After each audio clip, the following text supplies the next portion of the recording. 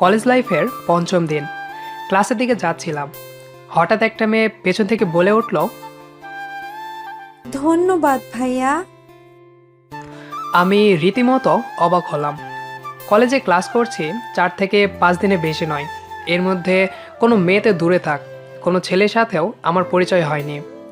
আমি মেয়েটাকে জিজ্ঞেস করলাম, ধন্যবাদ? হুম, সেদিনের জন্য ধন্যবাদ। কোন দিনের জন্য? আর একটু হলেই স্যারের হাতে বকা খেতাম। আপনি যদি হেল্প না করতেন কি যে হতো। আপনাকে অনেক ধন্যবাদ। কোন দিনের কথা বলছো? ঠিক মনে করতে পারছি না। কথাগুলো বলার সময় আমি একটু নার্ভাস ফিল করছিলাম, কারণ হঠাৎ করে একটা মেয়ের সাথে কথা বলছি, কোনো প্রিপারেশন নাই। সে বলল, আরে ওই দিন যে। ও আচ্ছা, ওই দিন তোমরা কয়েকজন যে আমাদের পেছনের বেঞ্চটায় বসেছিলা। হুম। হঠাৎ আমার মনে পড়লো, হ্যাঁ, একদিন তো একটা মেয়েকে ইংরেজি রিডিং পড়ার সময় কয়েকটা উচ্চারণে হেল্প করেছিলাম। নয়তো স্যারের কাছে লজ্জা পেত। হয়তো সে মেয়েটাই। আমি তো পেছন দিকে তাকিয়ে দেখিনি, তাই চিনতে পারছি না, কারণ ওরা ছিল আমার পেছনের বেঞ্চে। যাই হোক, সে বলল, ভাইয়া আপনার নাম কি? নিলয়। ও আচ্ছা। জানেন, আপনাকে নিয়ে যখন আমাদের মধ্যে কথা হয় তখন আপনাকে আমরা অ্যাপেক্স বলে ডাকি। আপনার নাম তো জানতাম না, তাই। আমারও হাসি পেল। আমি বুঝতে পারলাম যে ওদের মধ্যে আমাকে নিয়ে কথা হয়। এটা ভেবে একটু গর্বও হচ্ছে, আবার লজ্জাও লাগছে। অবাক হয়ে বললাম, অ্যাপেক্স? এটা আবার কোন ধরনের উপমা? আরে আপনার ব্যাগের নাম অ্যাপেক্স, তাই এই নামেই ডাকতাম। ওহ আচ্ছা, আমি নিজেই জানতাম না যে আমার ব্যাগের নাম এইটা। তবে অ্যাপেক্স নামটা কিন্তু মন্দ না। বাই দ্য ওয়ে, আপনার নামটা কিন্তু অনেক সুন্দর। ধন্যবাদ। তোমার নাম কি? Panna. Panna? Nice name. Thank you ভাইয়া। এতক্ষণে ক্লাসের কাছাকাছি চলে আসলাম। এতক্ষণ দুজন পাশাপাশি হাঁটছিলাম আর কথা বলছিলাম। ক্লাসের কাছে এসে আমি সামনে চলে গেলাম।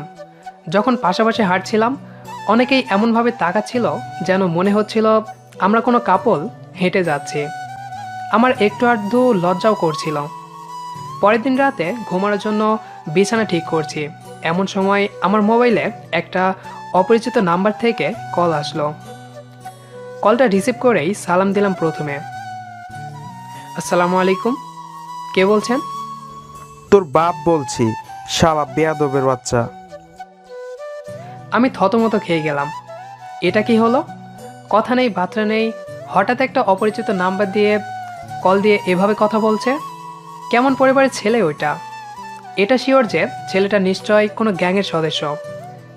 বাড়ি থেকে আসার সময় অনেকের মুখেই শুনেছি যে কলেজে নাকি দুই ধরনের স্টুডেন্ট থাকে। একদল ভদ্র প্রকৃতির, যারা কিনা শুধু পড়াশোনা নিয়েই ব্যস্ত থাকে, কোনো রকম ভেজালে যায় না। আর একদল নাকি খুবই খারাপ, তারা নাকি কলেজের আতঙ্ক। তাই বাড়ি থেকে আসার সময় মা বাবা, পাড়া প্রতিবেশী, আত্মীয় স্বজন যাদের সাথে কথা হয়েছে সবাই বলেছে যেন কোনো রকম ভেজালে না জড়াই, যেন ভদ্র হয়ে চলাফেরা করি। আমি নিশ্চিত যে ছেলেটা ফোন করেছে সে ওই খারাপ দলেরই লোক। নিশ্চয় কোনো ভেজালে পড়তে হবে আমাকে। কিন্তু আমি কি করলাম সেটাই তো বুঝতে পারছি না। আমি কোনো কথা বলছি না দেখে ছেলেটা বলল, কিরে, কথা কস না কেরে? কথা ক। তোর সাথে কিছু বোঝাপড়া আছে। আমাদের সম্পদে তুই হাত দিস, তোর সাহস তো কম না। আমি ফোনটা কেটে দিলাম। জানি কিছু বলতে গেলেই ভেজালে পড়ব। আবার ফোন বাজছে। এবার আর ফোনটা ধরলাম না। মোবাইলটা সাইলেন্ট করে বালিশের নিচে রেখে বিষয়টা নিয়ে ভাবতে লাগলাম। ভাবতে ভাবতে কখন যে ঘুমিয়ে পড়লাম খেয়ালই নেই। সকাল 6টার দিকে ঘুম থেকে উঠলাম। উঠে ফ্রেশ হয়ে মোবাইলটা হাতে নিয়েই আমার চক্ষু তো চড়ক গাছ। 43টা মিস কল। আমার লাইফে কোনোদিন এত মিস কল একসাথে দেখিনি। ভাবলাম আমার কপালে খারাপই আছে। এবার একটু আশ্বস্ত হলাম এটা ভেবে যে ফোনগুলো ওই ছেলেটা করে নাই, কারণ পরের 43টা কলের মধ্যে 39টা কলই একই নাম্বার থেকে এসেছে। আর গ্যাংয়ের ছেলেটা নিশ্চয়ই এত বোকা না যে একই নাম্বার দিয়ে এতগুলো কল দিবে। যাই হোক, বাকি 4টা মিস কল ছিল আমার এক ফ্রেন্ডের, অবশ্য মেয়ে ফ্রেন্ড। আমি ভাবতে লাগলাম এতগুলো কল কে দিতে পারে। অমনি আরেকটা কল আসলো, আনকমন নাম্বার, সেই নাম্বারটাই যেটা থেকে গতকাল রাতে 39টা কল এসেছিল। আগ্রহ নিয়ে কল রিসিভ করলাম। আসসালামু আলাইকুম। ওয়ালাইকুম সালাম। আপনি ঠিক আছেন তো? কেন, আমি তো ঠিকই আছি। না মানে গতকাল এতগুলো কল করলাম, আপনি ধরলেন না, তাই ভাবলাম। আমার কিছু হয়নি, গতকাল ফোনটা সাইলেন্ট করে ঘুমিয়েছিলাম, তাই ধরতে পারিনি। তাই বলে কেউ এতবার কল দেয়? সরি, ভুল হয়ে গেছে। সরি বলার কি আছে? বাই দ্য ওয়ে, আপনি কি আমার পরিচিত? হুম, কে? বলুন তো কে হতে পারি? আশ্চর্য, আমি কি করে বলবো? আচ্ছা, আপনার গার্লফ্রেন্ড আছে? আজব তো, আপনি কে বলুন তো? আগে বলেন আপনার গার্লফ্রেন্ড আছে কিনা। এটা কোন ধরনের প্রশ্ন? আচ্ছা, আজকে কলেজে আসবেন না? আসবো তো। ওকে, বাই। আরে, আপনার পরিচয়টা তো দিন। হ্যালো হ্যালো, কি আজব ব্যাপার, সকাল সকাল চিন্তায় ফেলে দিল। ধুর, যা হবার হোক, এত ভাবার কে আছে। ঘড়ির দিকে তাকালাম, 7:18।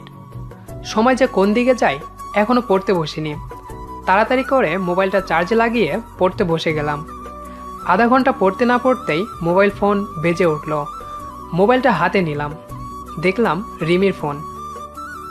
হ্যালো। কি রে, কাল কল দিলাম ধরলি না কেন বলতো? নাকি কলেজে গিয়ে গার্লফ্রেন্ড পেয়েছিস, তাই আমাদের ফোন ধরার মতো সময় থাকে না? রিমি, তুই না বেশি কথা বলিস। কেমন আছিস বল? আছি ভালোই, তোদের ছেলে স্কুলের কথা খুব মনে পড়ে রে। আচ্ছা, 017 এই নাম্বারটা কার, চিনিস? সত্যি করে বলবি? না তো, কেন, কি হয়েছে? না, তেমন কিছু না। আচ্ছা, পরে কথা হবে, বাই, ভালো থাকিস। এই বলে ফোনটা কেটে দিলাম। রিমি আবার কল দিল, ধরলাম না। ভালো লাগছে না একদম। ভাবলাম পরে ফোন করে ওর কাছে ক্ষমা চেয়ে নেব। প্রায় 8টা বাজে, কলেজ 9টা থেকে। তাড়াহুড়ো করে গোসল করলাম, খাওয়া দাওয়া করলাম। মনটা পড়ে আছে মোবাইলে। কে সেই মেয়েটা? অত্যন্ত মিষ্টি স্বর। হয়তো কলেজে যে মেয়েটার সাথে কাল কথা হয়েছিল সেই মেয়েটাই। কিন্তু সেই মেয়েটা আমার নাম্বার পাবে কোথা থেকে? আর একদিনের পরিচয়েই সে আমাকে ফোন দিবে কেন? তাছাড়া ওর সাথে তো আমার তেমন কোনো কথাও হয়নি। নামটা যা জানা হলো, পান্না, এছাড়া আর কিছুই না। যাই হোক, আজকে কলেজে গেলাম, বোধহয় জানতে পারবো সব কিছু। এইভাবে ব্যাগটা কাঁধে জড়িয়েই কলেজের দিকে রওনা দিলাম। কলেজ গেটের কাছাকাছি এসে গেছি, এমন সময় 4 থেকে 5টা ছেলে এসে আমাকে ঘিরে দাঁড়ালো। আমি বুঝতে পারলাম এর মধ্যে থেকেই নিশ্চয়ই কেউ একজন কাল ফোন করেছিল আর গালাগালি করেছিল।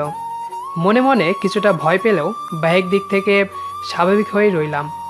ওদের একজন বলল, কিরে, আমাদের চিনতে পারছস? আপনাদের আমি কিভাবে চিনব? আমি তো এই কলেজে নতুন এলাম, ফার্স্ট ইয়ারে ভর্তি হয়েছি মাত্র। নতুন? মেয়েদের সাথে তো ভালোই ভাব জমাইছস। আসলে কি হয়েছে বলবেন? আমি তো কোনো মেয়ের সাথে এখনো পরিচয়ই হয়নি। কাল যে একটা মেয়ের পাশ দিয়ে হাঁটছিলি আর কথা বলছিলি, তা আমরা দেখছি না ভাবছস? দেখুন, আপনারা যেমনটা ভাবছেন তেমনটা নয়। আমি ওই মেয়েটাকে চিনিই না। তাছাড়া মেয়েটাই তো আগে কথা বলল, আমি তো ইচ্ছে করে কথা বলিনি। শোন, যতটুকু বাড়ছস ততটুকুই ভালো, বেশি বারবার চেষ্টা করিস না। ওই মেয়েটা আমার ভাইয়ের ক্র্যাশ, বুঝছস? মেয়েটার দিকে যদি তাকাসো না, তোর চোখ উপড়াইয়া ফেলবো। যা, মনে রাখিস কথাটা। চলে এলাম, জানি ওদের সাথে কথা বললেই বিপদে পড়ব। কিছু না বলে শুধু মাথা নেড়ে সম্মতি জানিয়ে চলে এলাম।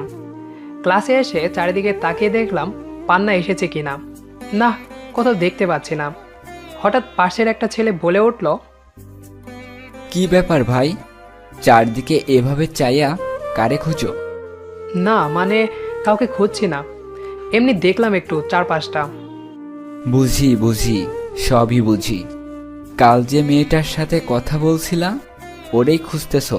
তো কয়দিনের রিলেশন তোমাদের? যাহ বাবা, একদিন একটা মেয়ের সাথে কথা বললাম, আর এতেই একের পর এক অলৌকিক ঘটনার মুখোমুখি হচ্ছি।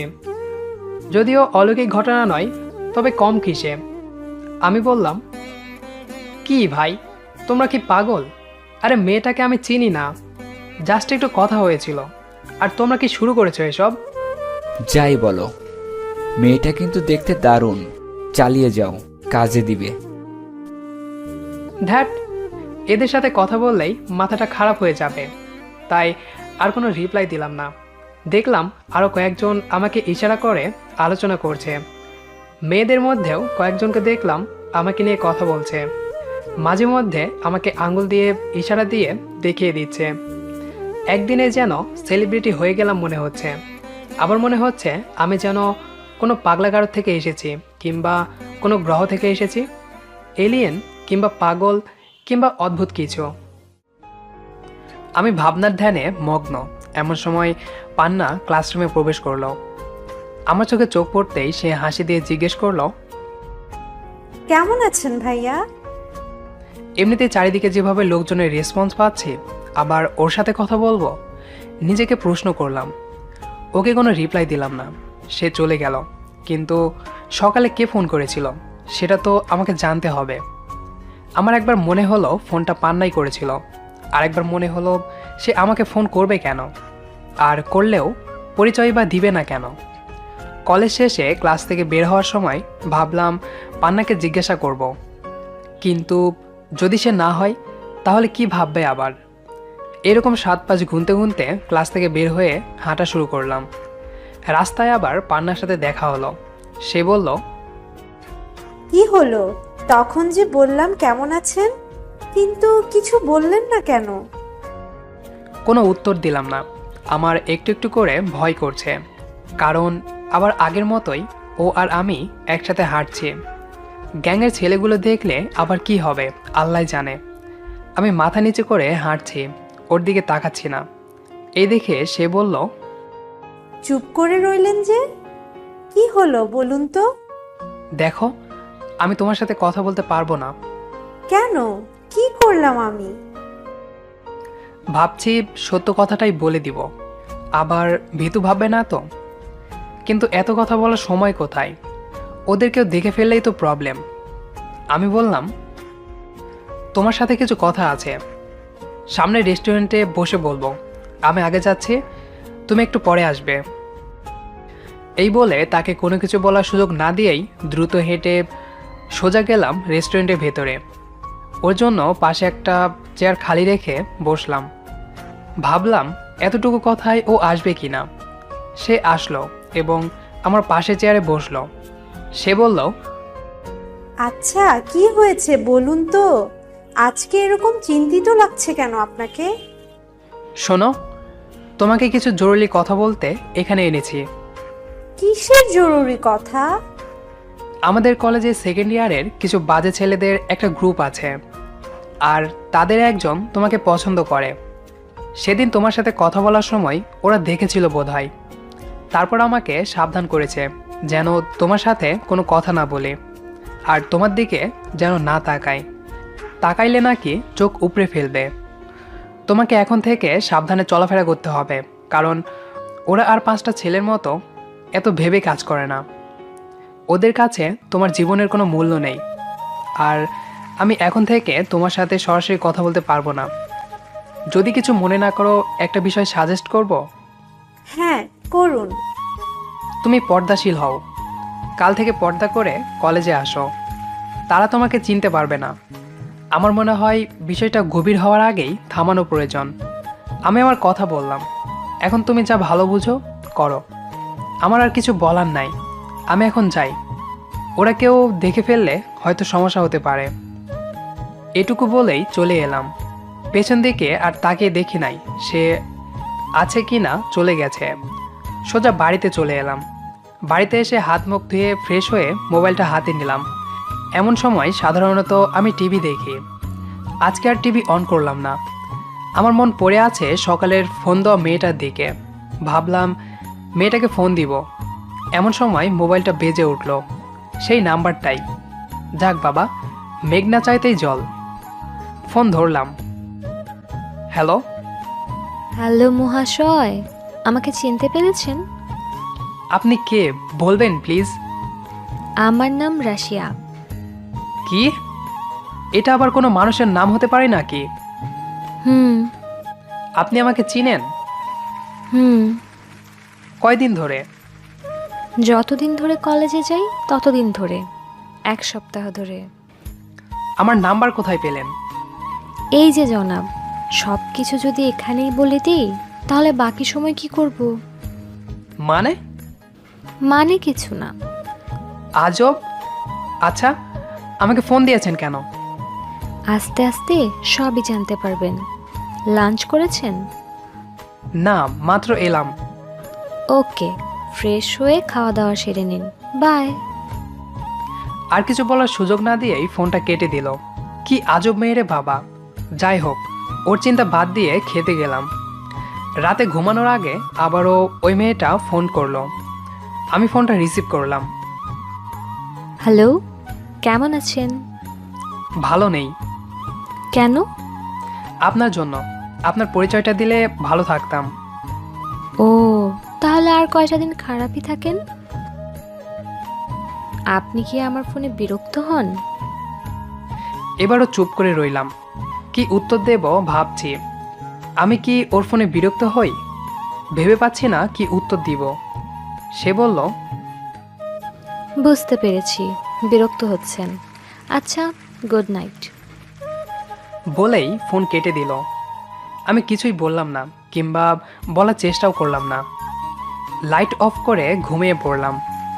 পরের দিন ঘটল এক আকম্পিক ঘটনা, যেটা দেখার জন্য আমি মোটেও প্রস্তুত ছিলাম না। কলেজে যাচ্ছি, এমন সময় একটা ছোট্ট মেয়ে দৌড়ে এসে বলল, ভাইয়া ভাইয়া, ওখানে না একটা আপু অজ্ঞান হয়ে পড়ে আছে। কয়েকটা ছেলে মিলে ওকে মেরেছে। গতকাল আপনার সাথে ওকে রেস্টুরেন্টে দেখেছিলাম। কথাটা শুনেই আমার মাথায় আকাশ ভেঙে পড়ল। কালকে আমার সাথে রেস্টুরেন্টে দেখেছে, তার মানে তো পান্না। ওহ গড!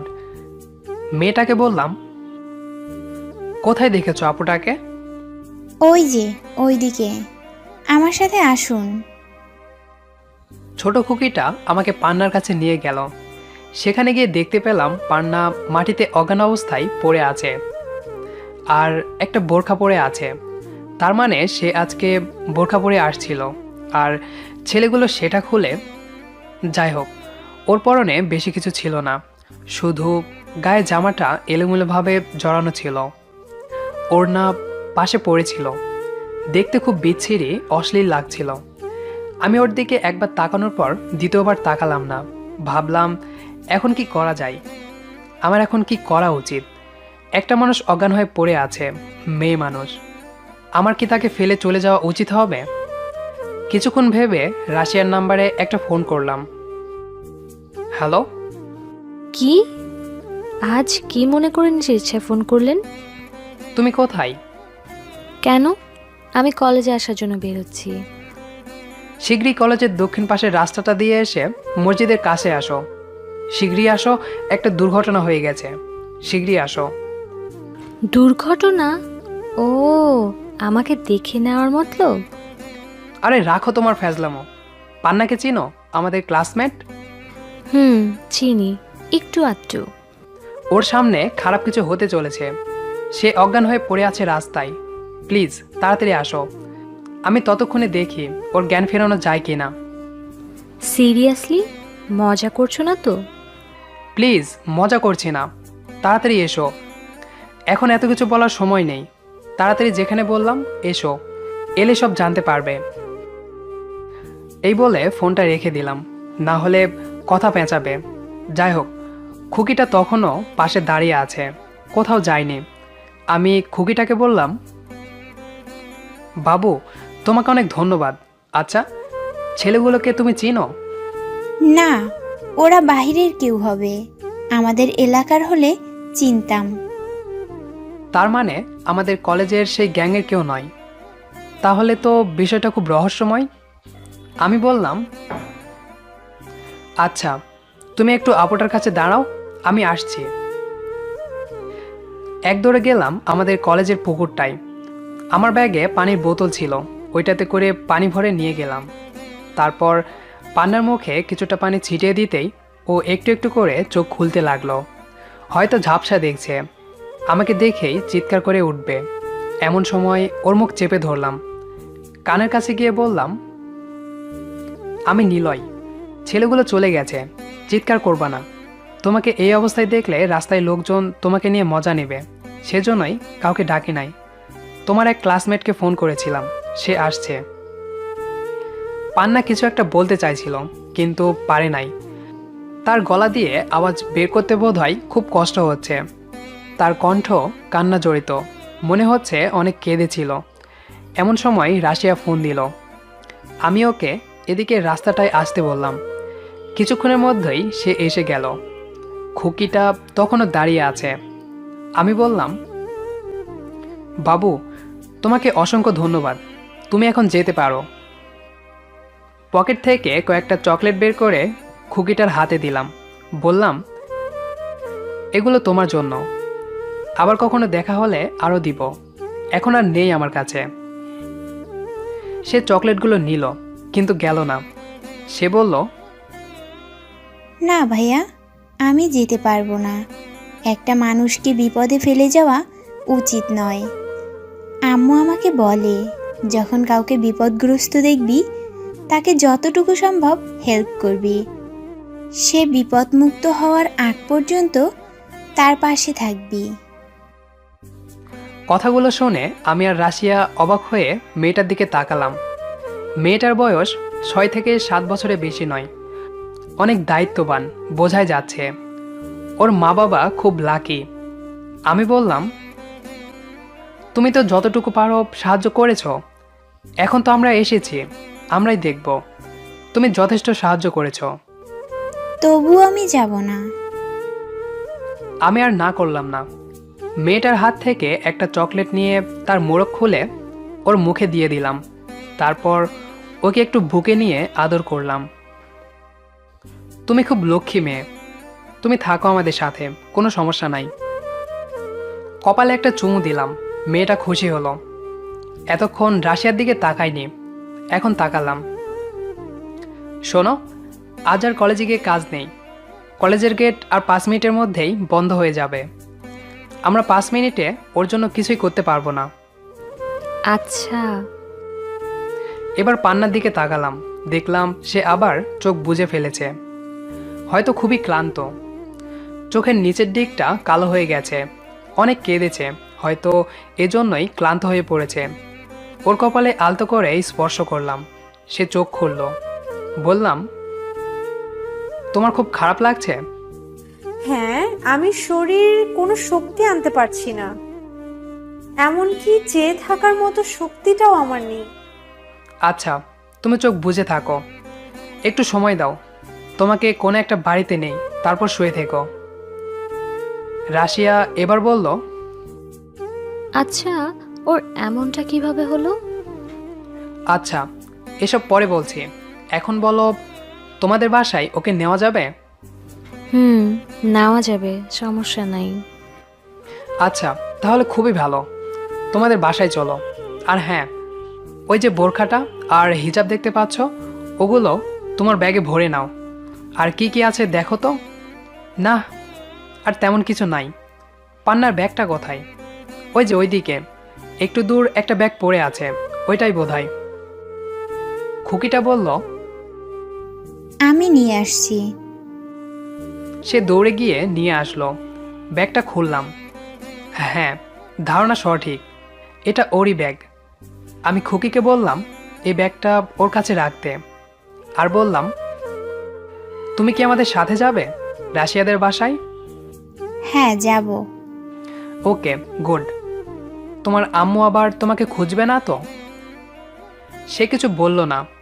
আমি বললাম, আচ্ছা চলো, পরে তোমার আম্মুকে ম্যানেজ করব। রাস্তার পাশ দিয়ে যাওয়া একটা সিএনজিকে দাঁড় করালাম, পান্নাকে কোলে করে গাড়িতে উঠালাম। তারপর রাশিয়া আর খুকির কাছে পান্নাকে দিয়ে আমি সামনে ছিটে গিয়ে বসলাম।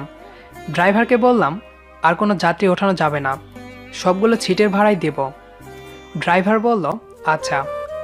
রাশিয়াকে বললাম, তোমাদের বাড়ি কোন দিকে? ড্রাইভারকে বলো। সে ড্রাইভারকে রাস্তা দেখিয়ে দিল। 7 থেকে 8 মিনিটের মধ্যেই আমরা রাশিয়াদের বাড়ির সামনে এসে পৌঁছে গেলাম। ড্রাইভারের কাঙ্ক্ষিত ভাড়া পরিশোধ করে পান্নাকে নিয়ে রাশিয়াদের বাড়িতে গেলাম। দরজায় দাঁড়িয়ে কলিং বেল বাজাতেই একজন মহিলা এসে দরজা খুলে দিল। সম্ভবত রাশিয়ার মা। আসসালামু আলাইকুম। ওয়ালাইকুম আসসালাম। তিনি আমাদেরকে দেখে চমকে গেলেন। পান্না আমার কোলে ছিল তখন। রাশিয়া কিছু বলতে যাবে, তার আগেই তার মা বলল, কি হয়েছে বাবা? আসো, ভিতরে আসো। ভেতরে গেলাম। উনি পথ দেখিয়ে রাশিয়ার রুমে নিয়ে গেলেন আমাদের। পান্নাকে রাশিয়ার বিছানায় শুইয়ে দিলাম, যদিও ওর শরীরে অনেক ধুলাবালি লেগেছিল। পান্নার কপালে হাত রাখলাম, সে চোখ খুলল। আমি বললাম, এখন এখানে বিশ্রাম করো একটু। সবচেয়ে ভালো হতো যদি এখন গোসল করে নিতে পারতাম। পারবা? সে কিছু বলল না, তার চোখ ঢলছে, কিছু বলতে পারছে না।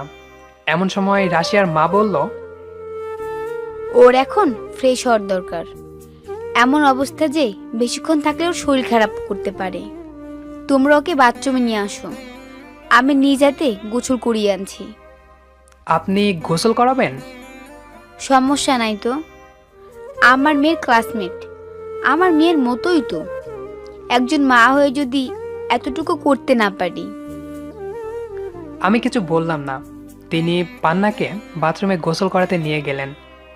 আমি এদিকে খুকির হাত থেকে আরেকটি চকলেট নিয়ে মোড়ে খুলে দিলাম, আর রাশিয়া এসে আমার পাশে বসলো। আমার কাঁধে হাত রেখে বলল, কি জনাব? কি জনাব, এই সুযোগে আমাকে চিনে ফেললেন তো? ধ্যাত, সবগুলো প্ল্যান ভেস্তে গেল। সবই উপরওয়ালার ইচ্ছে। সবই উপরওয়ালার ইচ্ছে। কিছুক্ষণ পর আন্টি বাথরুম থেকে পান্নাকে গোসল করিয়ে নিয়ে বের হলেন। এবার সে নিজে নিজে হাঁটতে পারছে। অতটা স্বাভাবিকভাবে নয়, আবার অতটা অস্বাভাবিকও নয়। আমি জিজ্ঞেস করলাম পান্নাকে, এখন কেমন বোধ করছো? হ্যাঁ, একটু ভালোই বোধ করছি। আচ্ছা, তুমি এখন এখানে শুয়ে বিশ্রাম করো। আচ্ছা।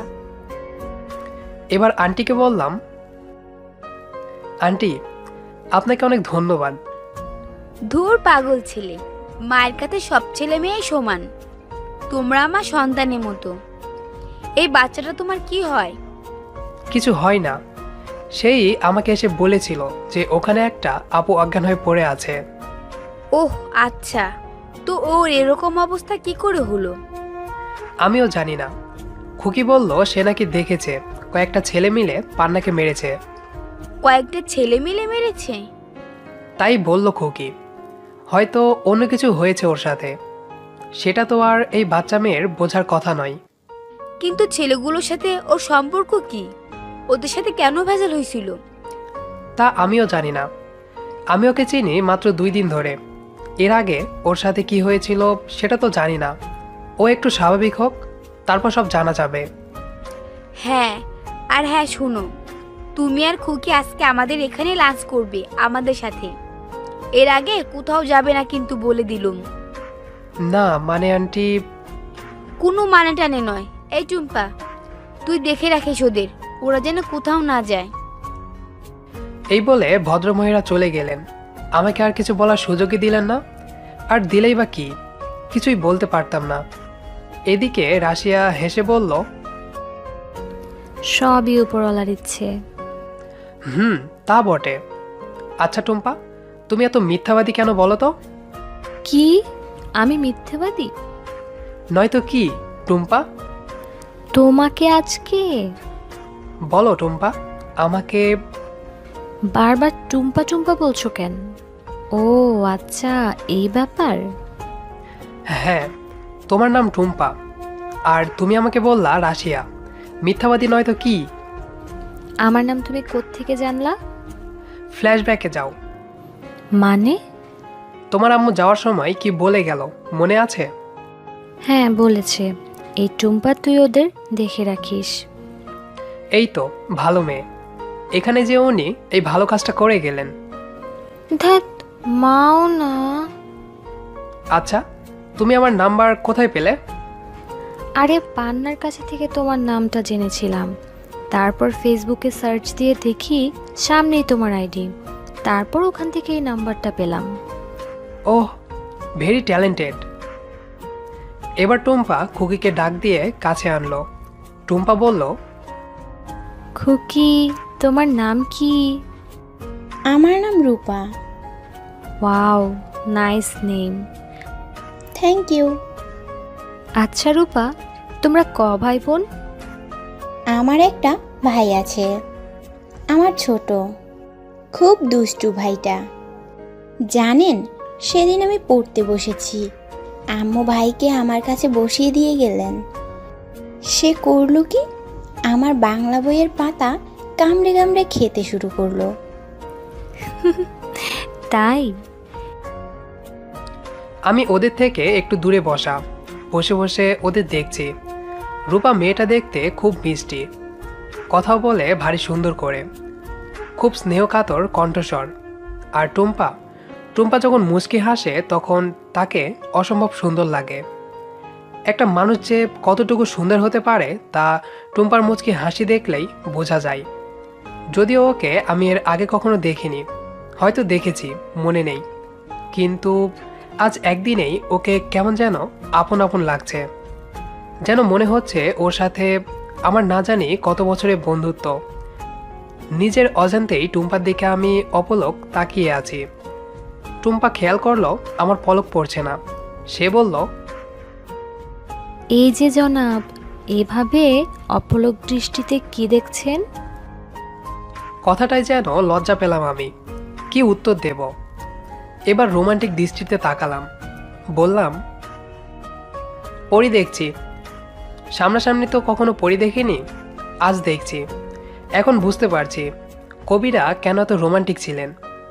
আরে, এমন দৃশ্য দেখলে যে কোনো পাগলও কবিতা লিখতে শুরু করবে। আমার কথা শুনে সে মুচকি হাসলো, বলল, বাবা, আপনি তো দেখছি খুব। কি? কিছু না, এভাবে প্রশংসা করতে নেই, লজ্জা লাগে। এবার একটু রাগানোর জন্য কথা ঘুরিয়ে ফেললাম, বললাম, আরে, যে সুন্দর তাকে সুন্দর না বললে পাপ হবে, পাপ। রূপা মেয়েটা আসলেই পরিচয়ও। এটুকু বলে ওর দিকে তাকালাম, দেখলাম বোকার মতো হা করে তাকিয়ে আছে। আরে, এভাবে হা করে থেকো না, মুখে মশা ঢুকতে পারে। আচ্ছা, পান্নার এরকম অবস্থা কি করে হলো বললে না তো? আমি তো জানি না এটা কিভাবে হলো।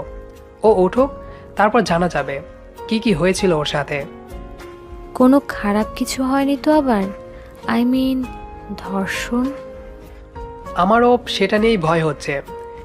এরকম হলে আবার সে কোন সময় কি করে বসে বলা যায় না। আর এরকম হলেও সে স্বীকার করবে কি না তা সন্দেহ। আমাদেরকে খুব টেকনিক্যালি জানতে হবে। আর যদি এমনটা না হয় তাহলে আল্লাহর কাছে শুকরিয়া।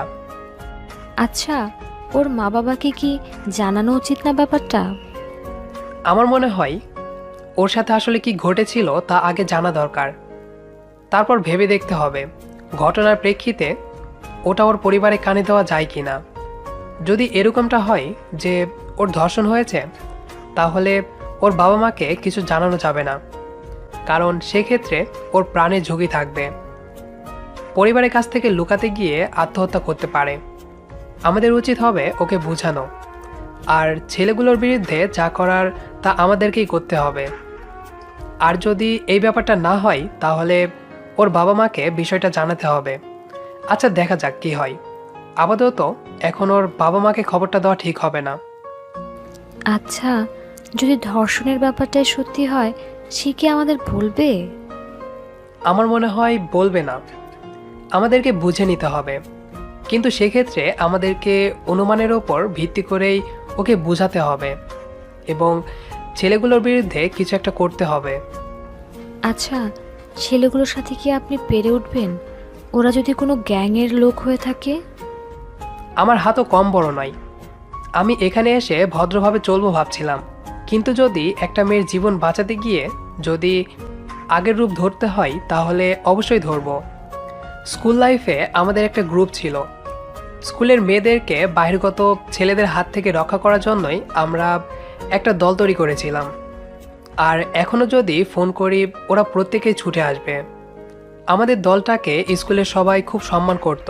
এমনকি একদিন এক মন্ত্রী আমাদের দলটার কথা জানতে পেরে খুব খুশি হন আর যে কোনো সময় আমাদের সাহায্য করবেন বলে আশ্বাস দেন। সেই মন্ত্রীর পেছনে যত নেতারা ছিল তারা সবাই আমাদের চিনেন এবং তাদের যে কারো কাছে গেলেই আমাদেরকে সাহায্য করতে দ্বিধাবোধ করবে না। আমাদের এলাকার সকল রাজনীতিবিদদের সাথেই আমাদের ভালো সম্পর্ক ছিল। টুম্পা মনোযোগ দিয়ে কথাগুলো শুনছিল। এমন সময় আন্টি রুমে প্রবেশ করলেন। হাতে একটা ট্রেতে করে 3 কাপ চা, 3 প্লেটে নুডলস আর 3 গ্লাস শরবত, সাথে আরও কিছু ফলমূল এনেছেন, আপেল, আম ইত্যাদি। যদিও এগুলোর সিজন না এখন। টুম্পার মা আপ্যায়নের সরঞ্জামগুলো নিয়ে আমাদের সামনে হাজির হলেন। আমি তা দেখে একটু ভদ্রতার সাথে বললাম, আন্টি, এসবের কি দরকার ছিল? শুধু শুধু কষ্ট করলেন। হারে ধুর পাগল ছেলে, বেশি কথা না বলে শুরু কর। আমি আর না করতে পারলাম না। অনিচ্ছা সত্ত্বেও শরবতের গ্লাসটা হাতে নিলাম। আন্টি রূপাকে ডেকে কাছে নিলেন, তারপর নিজের হাতে শরবত খাইয়ে দিলেন। আসলেই টুম্পার মা ভালো, ভালো বললে কম হবে, অনেক ভালো। আন্টি এবার পান্নার কপালে হাত রাখলেন। পান্না চোখ খুলল। বোঝাই গেল সে ঘুমায়নি, শুধু চোখ বুজে শুয়েছিল। আন্টি পান্নাকে ধরে আস্তে আস্তে শোয়া থেকে বসালেন। পান্নাকে তখন ততটা সুস্থ মনে হলো না, তবে মানসিক চিন্তায় আছে বোঝা গেল। এটাই স্পষ্ট যে ও ফিজিক্যালি অসুস্থ না, মেন্টালি অসুস্থ। তবে এটা তো আরো বড় সমস্যা। যাই হোক, আন্টি বললেন, নাও মা, ধরো। না আন্টি, ইচ্ছে করছে না। শরবতটা খাও মা, মাথাটা একটু ঠান্ডা হবে।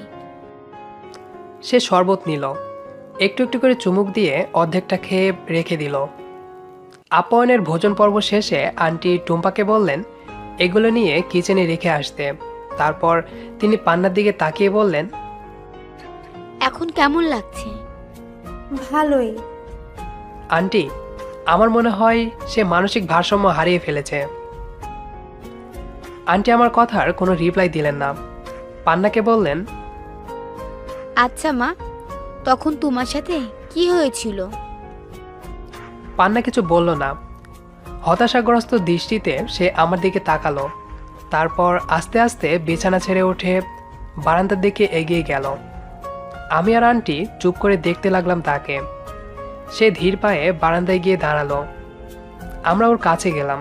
তারপর সে বলতে শুরু করলো, তারা আমাদের এলাকারই লোকজন। আমার মা নেই। আমাদের সংসারে শুধু বাবা আর আমি। আমার পড়াশোনার খরচ সহ যাবতীয় খরচ বাবাই বহন করেন। সারাটা দিন তিনি হাড় ভাঙা পরিশ্রম করেন। আমি বাবাকে ছেড়ে এত দূর আসতে চাইনি। পরিস্থিতির শিকার হয়ে আর বাবার অনুরোধে আমাকে এখানে আসতে হয়েছে। বাবাও কোনোদিন চাননি আমাকে দূরে ঠেলে দিতে, কিংবা তিনি আমাকে ছাড়া একটা মুহূর্তও কখনো কল্পনাও করতে পারেন না। আমি আমার 3 বছর বয়সে মাকে হারাই। মা মারা যাওয়ার পর থেকে বাবা আমাকেই তার বেঁচে থাকার একমাত্র কারণ হিসেবে বেছে নিয়েছেন। আমাকে কোনো দিন কোনো কিছুর অভাব দেখাননি। বাবা আমাকে যেভাবে আগলে রেখেছেন তাতে আমি কোনো দিন মায়ের অভাব উপলব্ধি করতে পারিনি। বাবা সব সময় আমার কেয়ার করতেন। ছোটবেলা থেকেই আমাকে একজন ভদ্র ফ্যামিলির মেয়ের মতো করে বড় করে তুলতে চেষ্টা করেছেন। হয়তো এজন্যই আজ আমি এরকম পরিস্থিতির শিকার। গ্রামের লোকজন আমাকে উপমা দিয়েছিলেন বাপের রাজকন্যা, অনেকে তো পরী বলেও ডাকতো। আমি নাকি দেখতে পরীর মতো ছিলাম, সেই জন্যই। গ্রামে আমার দিনকাল ভালোই যাচ্ছিল, সবাই আমাকে খুব আদর করত। কিন্তু আমার খারাপ দিন শুরু হয় আমার এসএসসি পরীক্ষা শেষ হবার পর থেকে। গ্রামের এক প্রভাবশালী লোকের একমাত্র ছেলে একদিন আমাকে বিয়ের প্রস্তাব দেয়। আমি কিছু না বলে চলে আসি। পরের দিন আমাদের বাড়িতে বাবার কাছে ওই ছেলের পরিবার আসে বিয়ের প্রস্তাব নিয়ে। বাবা তো সোজা সাপটা বলে দেন, আমি এখন আমার মেয়ের বিয়ে দেব না। আমি তাকে উকিল বানাতে চাই। সে পড়াশোনা করবে, পড়াশোনা শেষে ওর বিয়ে দিয়ে দেব, তার আগে নয়। এই কথাগুলো ওই ছেলের বাবা মেনে নেন এবং ভালোভাবে বিদায় নিয়ে আমাকে আশীর্বাদ করে চলে যান। কিন্তু ওই বজ্জাত ছেলেটা আমার পিছু ছাড়েনি। তখন থেকে সে আমাকে যেখানেই পেত সেখানেই বিরক্ত করত, আজে বাজে কথা বলতো। সে একদিন আমায় বলল, শোনো, তুমি যদি আমায় সোজা পথে বিয়ে না করো তাহলে আমি বাঁকা পথ ধরবো। তোমার এই দেহ। ওর কথা সম্পূর্ণ হওয়ার আগেই আমি চলে আসি। আমি জানি সে কি বলবে আর ওর চরিত্র সকলেরই ধারণা আছে। আমি কথাগুলো বাবাকে জানালাম। বাবা বললেন, ওরা হলো উঁচুমানের লোক, ওদের বিরুদ্ধে কোনো কিছু করে সফল হওয়া যাবে না রে মা। তার চেয়ে বরং আমাদেরকেই কষ্ট করে চলাফেরা করতে হবে। তুই আর কখনো ঘর থেকে বের হবি না মা। তোর যা দরকার সব আমি এনে দেব। আর এখন তোর স্কুলও নেই, তাই তোর বাইরে না গেলেও চলবে। আর যদি কখনো যাসও তাহলে পর্দা দিয়ে বের হবি, যেন কেউই তোকে চিনতে না পারে। কয়েকটা দিন গা ঢাকা দিয়ে থাকতে হবে। তারপর যখন কলেজে উঠবি তখন তোকে দূরে কোথাও পাঠিয়ে দেব। তোকে ওরা আর কখনো খুঁজে পাবে না। আমি তখন কিচ্ছু বলতে পারিনি। আমি সব মেনে নিলাম এবং আব্বার কথা মতো আমার দিন কাটতে লাগলো। একটা পিঞ্জিরাবদ্ধ পাখির মতো আমার জীবন হলো। পিঞ্জিরাবদ্ধ পাখি তো আর যাই হোক নিরাপত্তায় থাকে, হয়তো স্বাধীনতার জন্য পাখা ঝাপটায়, কিন্তু পরাধীন হলেও তার নিরাপত্তা থাকে। আমার সেটাও হলো না। ছেলেটা আমাকে বাইরে না পেয়ে একদিন আমার বাড়িতেই চলে আসে। বাবা তাকে ঘরে ঢুকতে দেয় না, ছেলেটা জোর করে। এক সময় বাবার মাথায় কিছু একটা দিয়ে আঘাত করে অজ্ঞান করে ফেলে। তারপর আমার রুমে ঢুকে আমি সজোরে চিৎকার করা শুরু করি। লোকজন ছুটে আসে এবং তখনকার মতো আমি বেঁচে যাই। একটা দীর্ঘশ্বাস ছেড়ে পান্না আবার বলতে শুরু করলো, ছেলেটা তখন আমার কিচ্ছু করতে পারেনি। আমার চিৎকার চেঁচামেচিতে গ্রামের লোকজন জড়ো হয়েছিল। তারপর ছেলেটা আমার দিকে ক্রুদ্ধ দৃষ্টিতে তাকিয়ে চলে গেল।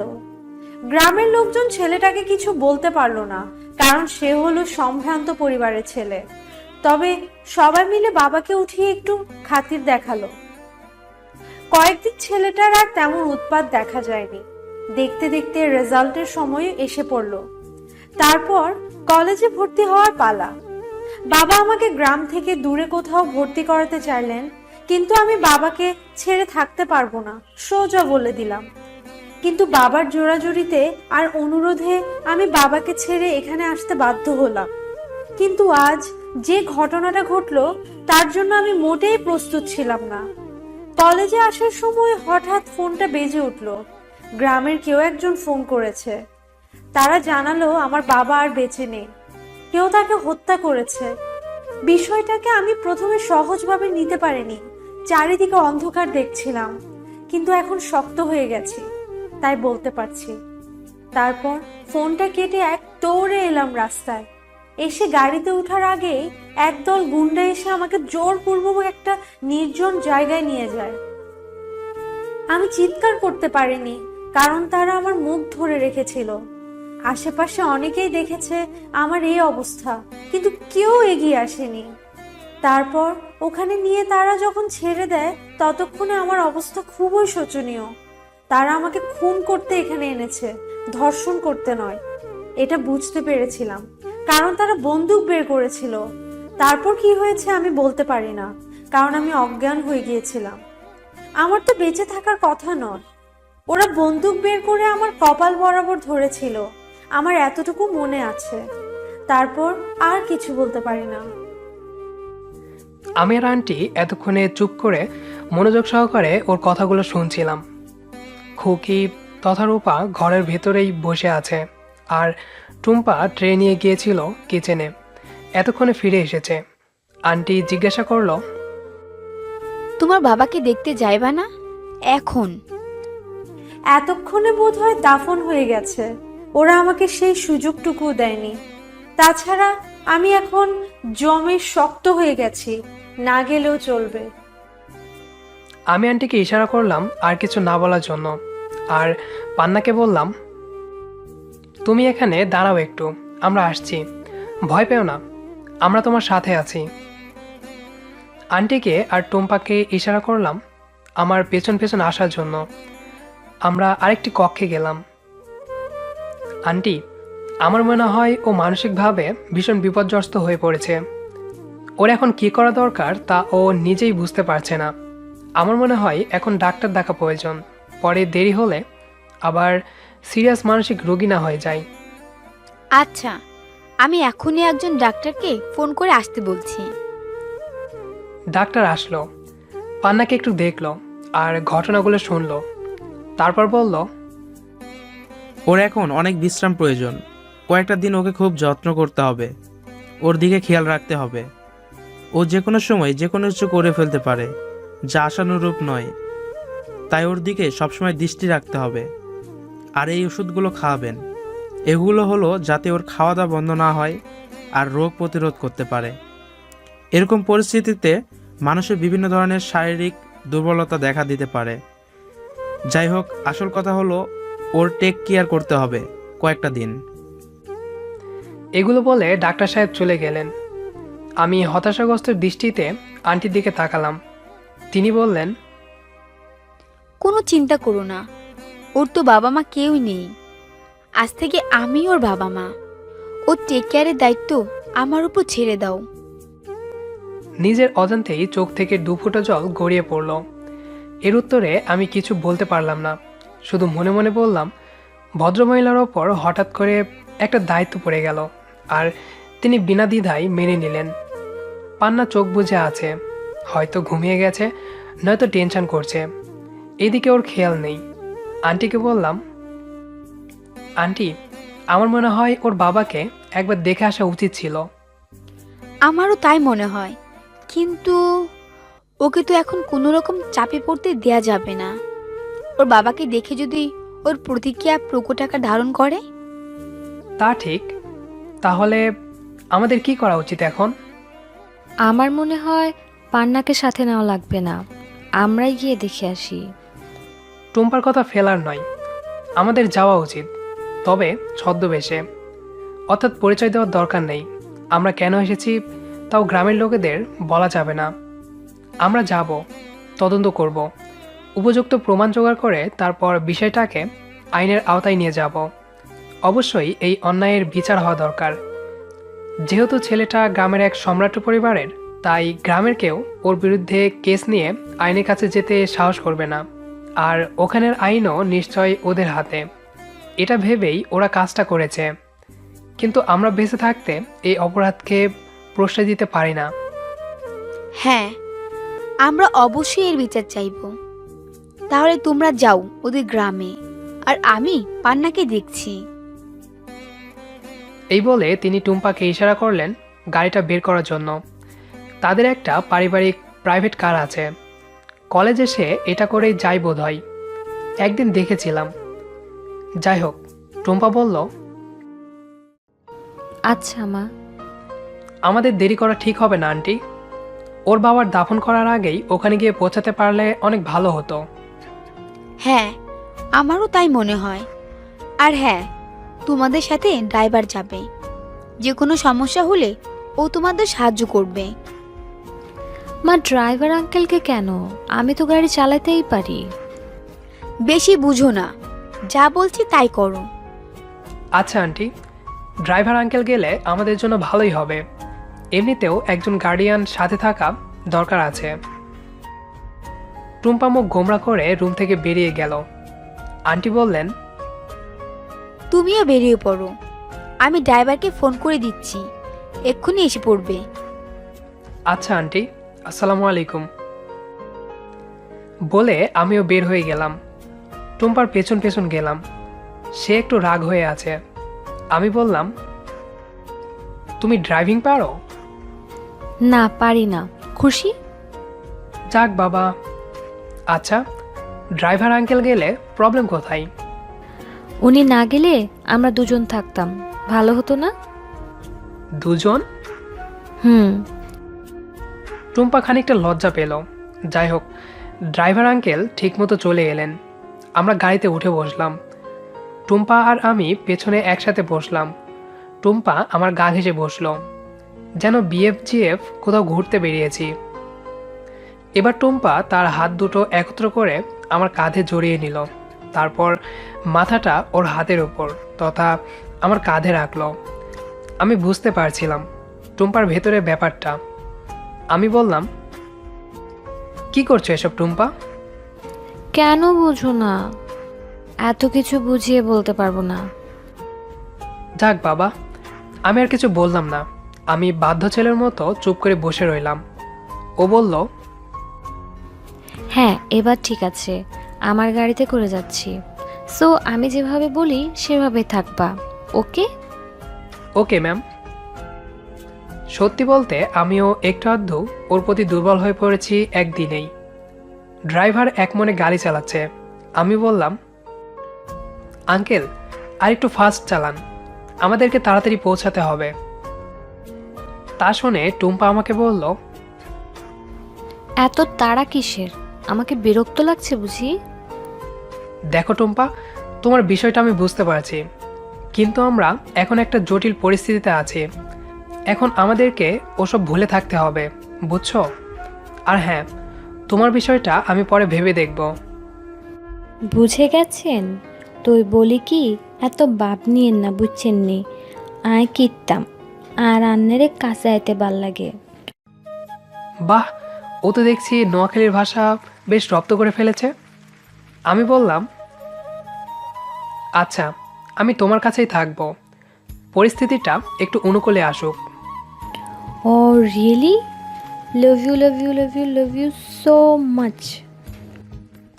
এই বলে দিল একটা কিস, দিয়েই জড়িয়ে ধরল। আমি অবাকতুটা পাওয়ার 100 হয়ে দেখে যাচ্ছি, শুধু কিছু বলতে পারছি না, যেন বোবা হয়ে গেলাম কিছুক্ষণের জন্য। যখন হুঁশ হলো বললাম, এটা কি হলো? তোমাকে একটা থাপ্পড় দেওয়া প্রয়োজন এখন, ফাজিল মেয়ে কোথাকার। এই শোনো, তোমার সাথে কথা বলার কোনো ইচ্ছা নাই আমার, ঠিক আছে? তুমি আমার গাড়িতে বসে আছো, বেশি বাড়লে ধাক্কা মেরে ফেলে দিব, বুঝলে তো? চুপ করে বসে থাকো, আমার যা ইচ্ছা তাই করব। এরকম পাগল নিয়ে যে কিভাবে সারা জীবন কাটাবো? কি কি বললা? ওকে, আর বিরক্ত করব না তোমাকে, যাও। এই বলে একটু দূরে গিয়ে বসলো। আরে রাগ করছো কেন? আচ্ছা সরি, তোমার যা খুশি করো, তোমাকে নিয়ে আর পারলাম না। তবুও মুখ গোমরা করে সেখানেই বসে আছে। আমিও আর কিছু বললাম না, চুপ করে বসে রইলাম নিজের জায়গায়। একটু পরে আবার নিজে নিজেই ফিরে এসে আবার আগের স্টাইলে বসলো। বলল, শোনো, তোমার মতো মানুষ না আমি জীবনও দেখি নাই। আমি রাগ করে দূরে গিয়ে বসলাম, তুমি আমার রাগ ভাঙানোর জন্য আমার কাছে গিয়ে বসবে না? গালগুলো ফুলিয়ে বাচ্চাদের মতো করে আদুরে গলায় বলছিল। শুনে আমি না হেসে পারলাম না। এই দেখে ও আমার বুকে দু হাত দিয়ে কিছুক্ষণ মারল, তারপর আবার মাথাটা বুকে দিয়েই গালগুলো ফুলিয়ে বলল, সারা জীবন এমনই করবে? আমি কোনো জবাব দিলাম না। ওর পাগলামো দেখে হাসতে লাগলাম। এবার ড্রাইভার আঙ্কেলের হাসির আওয়াজ শোনা গেল। তিনি বললেন, আপনাদের কাণ্ড কারখানা দেখে না হেসে পারলাম না। টুম্পা মামুনি খুব ভালো মেয়ে, আপনি ঠকবেন না। যাক বাবা, ভয় পাচ্ছিলাম ড্রাইভার আঙ্কেল এসব কথা আন্টিকে বলে দেয় কিনা। এখন দেখছি উনি সাপোর্ট দিচ্ছেন। টুম্পাই ওনাকে হাত করে রাখলো নাকি কে জানে। যাই হোক, প্রায় 1.5 ঘন্টা পর আমরা পৌঁছালাম পান্নাদের গ্রামের বাড়িতে। ততক্ষণে মহারানী ঘুমিয়ে গিয়েছিলেন আমার বুকেই। গালটা এখনো ফুলে আছে, আই মিন এখনো গোমড়া করে আছে চেহারা। ওর মাথায় হাত বুলিয়ে দিলাম। সে চোখ খুলল। এই যে মহারানী, ওঠেন, আমরা এসে গেছি। সে ঘুম জড়ানো কণ্ঠে বলল, উফ, অনেক দিন পর শান্তিতে একটু ঘুমাচ্ছিলাম, দিলে তো ভেঙে। দেখো, এখন আর কোনো ফাজলামো হবে না, ঠিক আছে? চলো, হাত মুখ ধুয়ে দিচ্ছি। তুমি ধুয়ে দিবা? রিয়েলি? এভাবে কেয়ার করলে তো কখনোই ফাজলামো করবো না।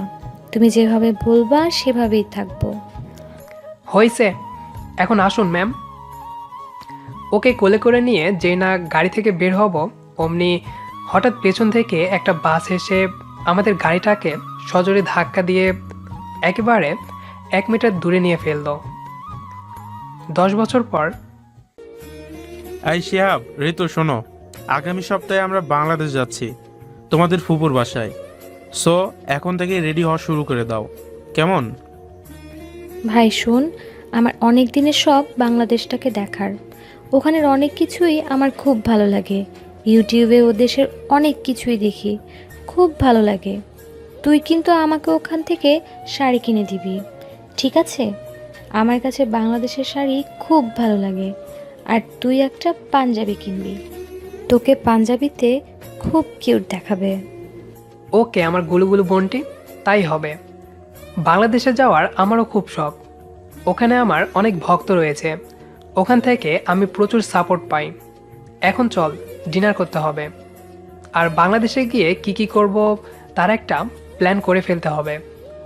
ডিনারের পর করব, কেমন? ওকে চল। হ্যাঁ, আমরা ভাই বোন হয়ে গেছে এখন। আমার নাম এখন শিহাব আর ওর নাম ঋতু। 10 বছরের আগের নীলয় এখন শিহাবে পরিণত হয়েছি, আর টুম্পা ঋতুতে। আমরা এখন একই পরিবারে ভাই বোন হিসেবে বসবাস করছি।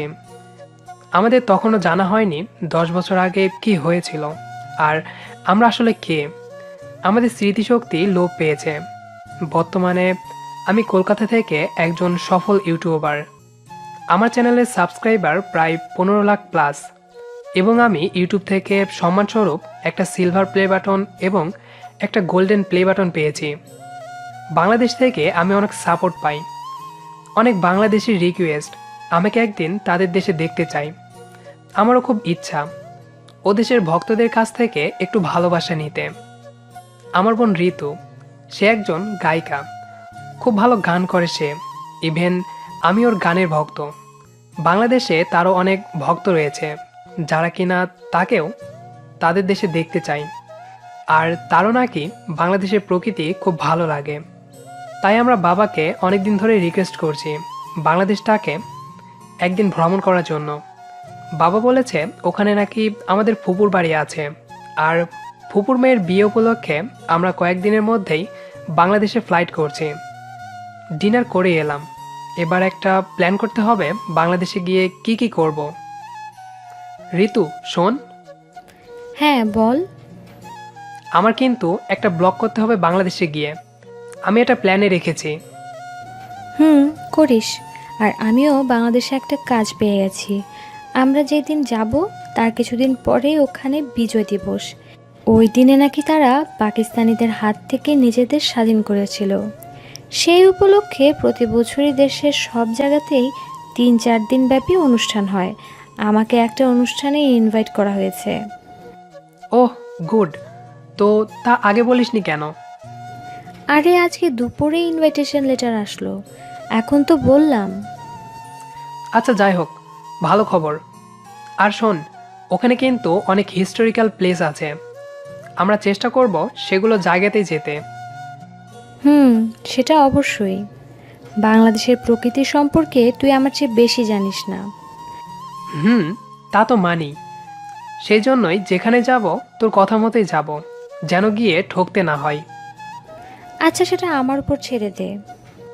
আমি এখন ফেসবুক লাইভে গিয়ে আমার অডিয়েন্সদের এই সুখবরটা দিয়ে দেই। আমিও তাই করছি। অতপর আমরা ফেসবুকে লাইভে আসলাম, সুখবরটা দিলাম। আমাদের বাঙালি ভক্তরা বেশ খুশি হয়েছে বোঝা গেল। অনেকেই বলল, ভাইয়া আমাদের এলাকায় আসবেন। অনেকে বলল, ভাইয়া আপনার জন্য সারপ্রাইজ রাখবো, আপনি আমাদের এলাকায় আসবেন। আরও অনেকে অনেক উইশ করলো।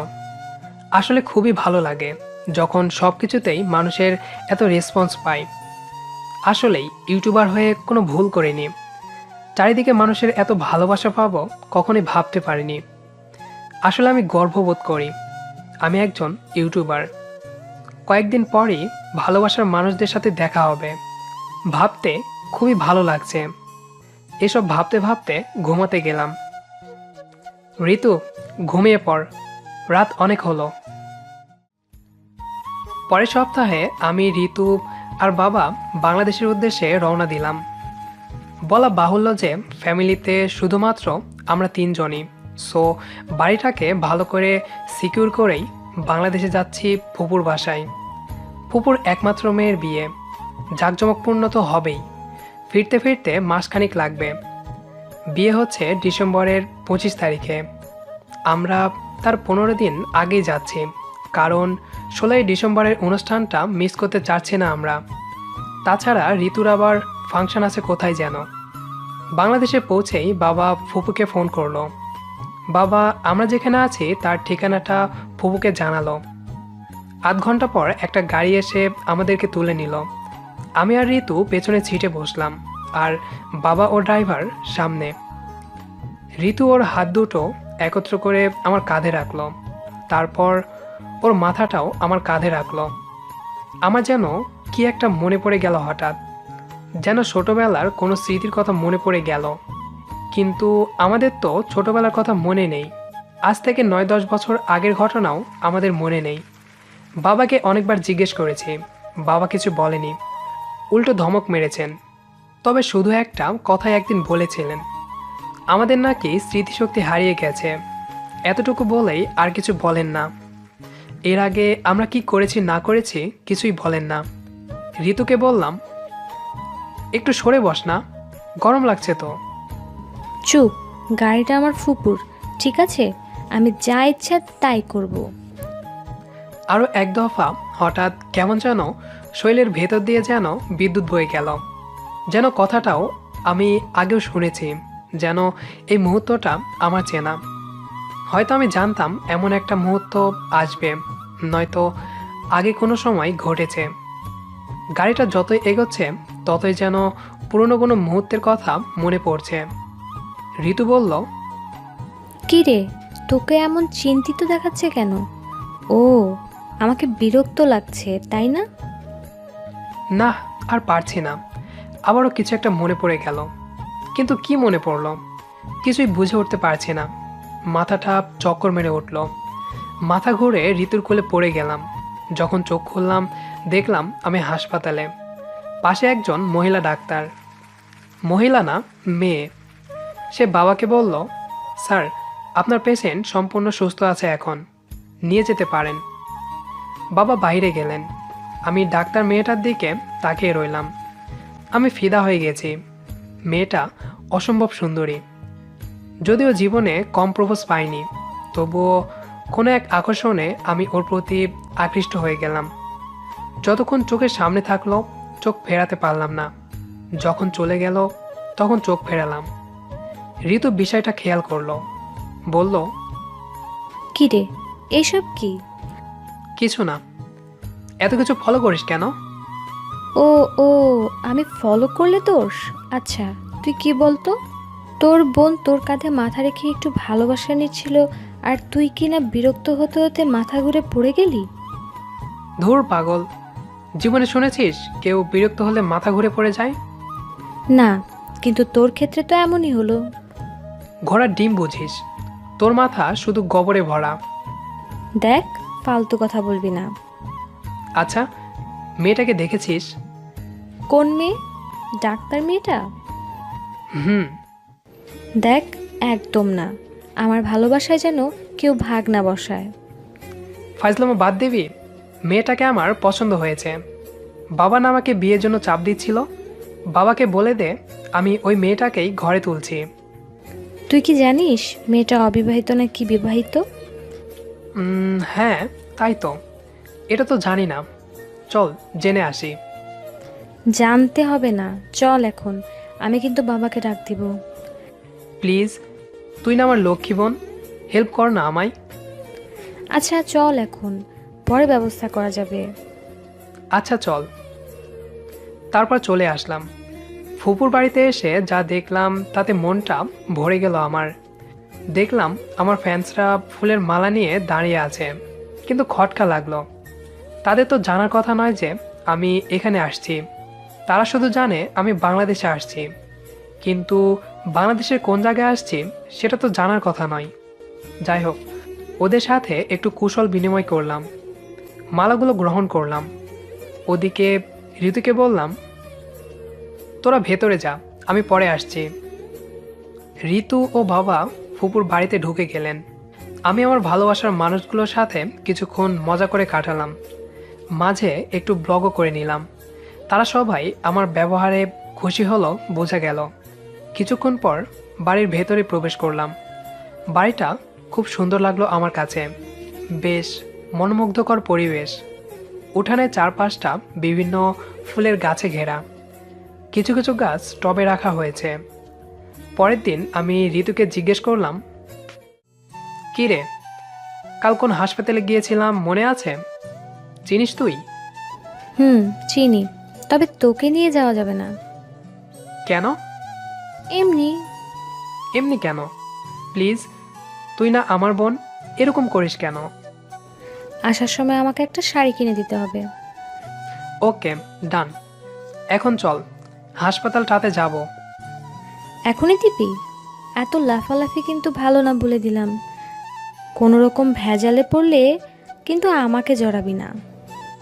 এত কথা না বলে চল, শাড়ি কিনে দিচ্ছি, কিন্তু গাড়িটা বের কর। এবার সে আর কিছু বলল না। ওর প্রতি আসলে বাংলাদেশের শাড়ির প্রতি আলাদা একটা আকর্ষণই কাজ করে। আমরা গাড়ি নিয়ে বেরিয়ে পড়লাম। হাসপাতালটার কাছে গিয়ে গাড়ি থামালাম। ঋতুকে বললাম, শোন, এমনি এমনি ডাক্তার মেয়েটার সাথে কথা বলতে গেলে লোকজনরা খারাপ ভাবতে পারে। তার চেয়ে বরং কোনো একটা রোগ নিয়ে যেতে হবে।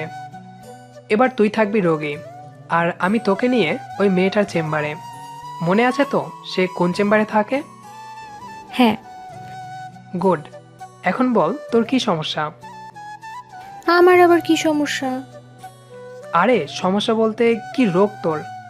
একটা না একটা রোগ তো নিয়ে যেতে হবে। আমাকে রোগী হতে হবে? লক্ষ্মী বোন, প্লিজ। ওকে ডান, বল কি রোগী বানাতে চাস আমাকে? পেয়েছি। হ্যাঁ বল। তুই বলবি তোর চোখের সমস্যা, চোখে একটু ঝাপসা দেখিস আর কি। ওকে ডান, চল।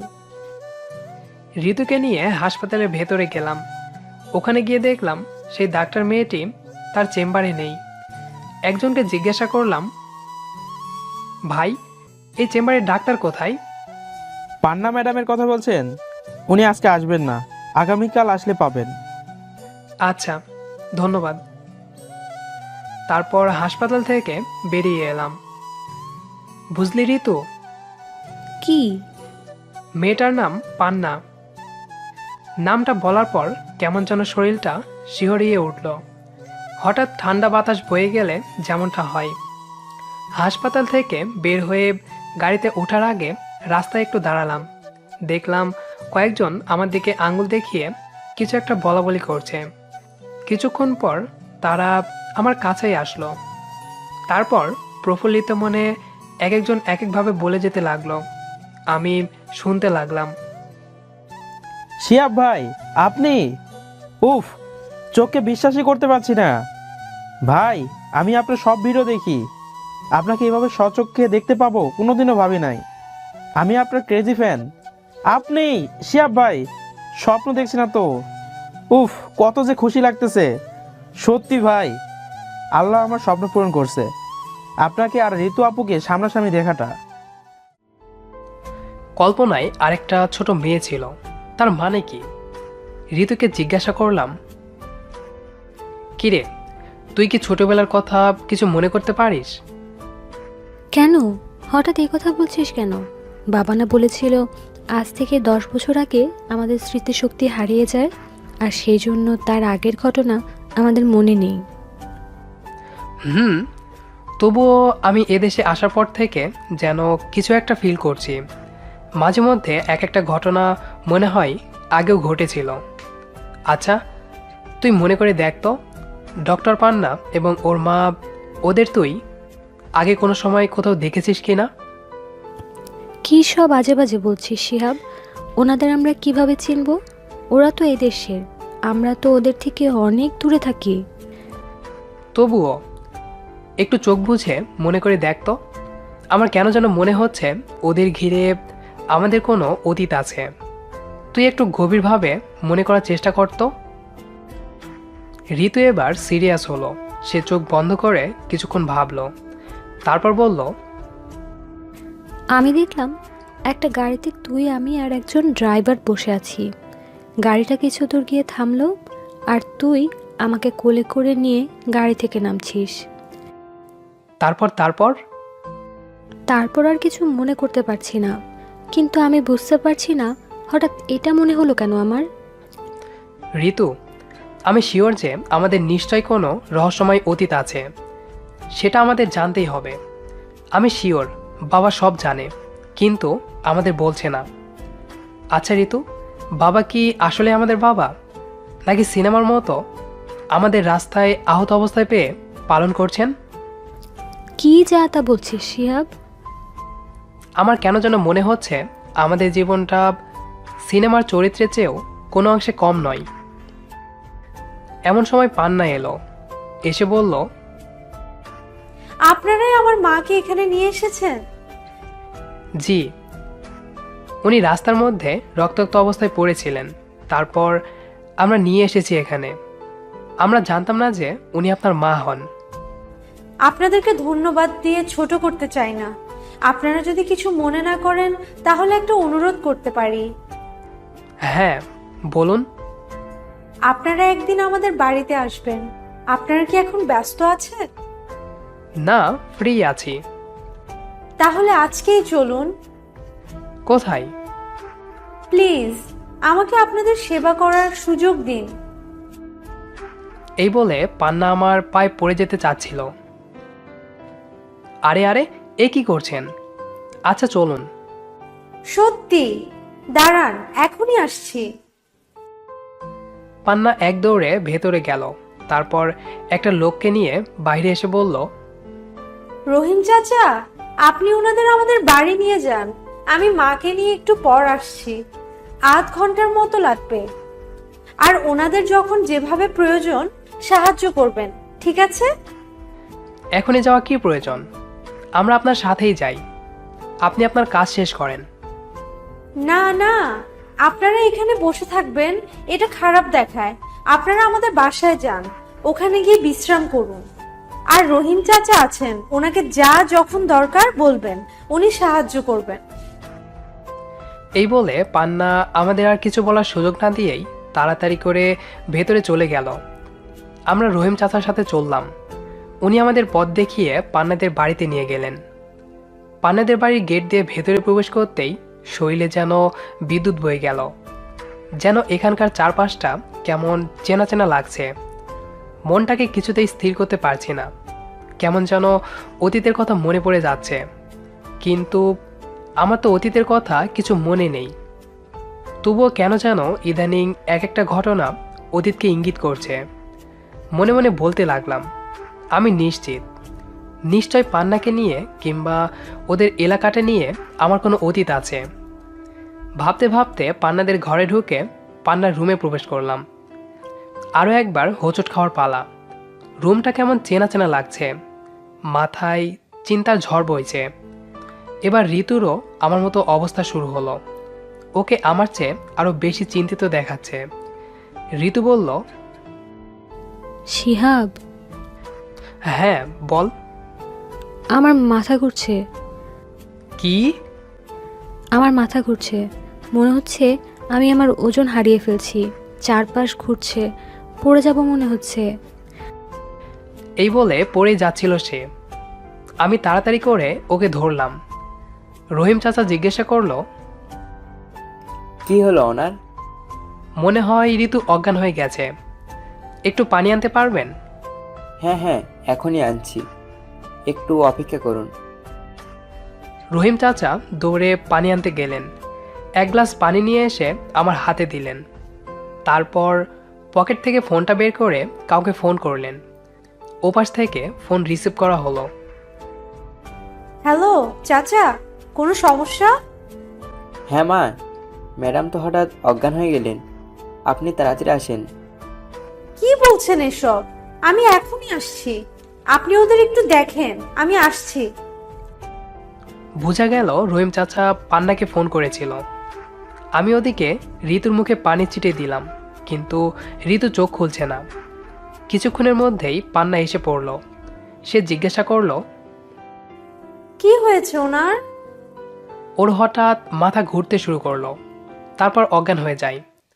এতক্ষণ ধরে পানি ছিটাচ্ছি ওর মুখে, কিন্তু জ্ঞান ফিরছে না। দেখি, ওনাকে বিছানায় শুয়ে দিন, আমি দেখছি। পান্না কি একটা ইঞ্জেকশন দিল ঋতুকে। তারপর কিছুক্ষণ আমাদেরকে অপেক্ষা করতে বলল। কিছুক্ষণ পর ঋতু একটু একটু করে চোখ খুলছে। এতক্ষণ আন্টি ছিল না, এখন আন্টিও চলে এসেছেন।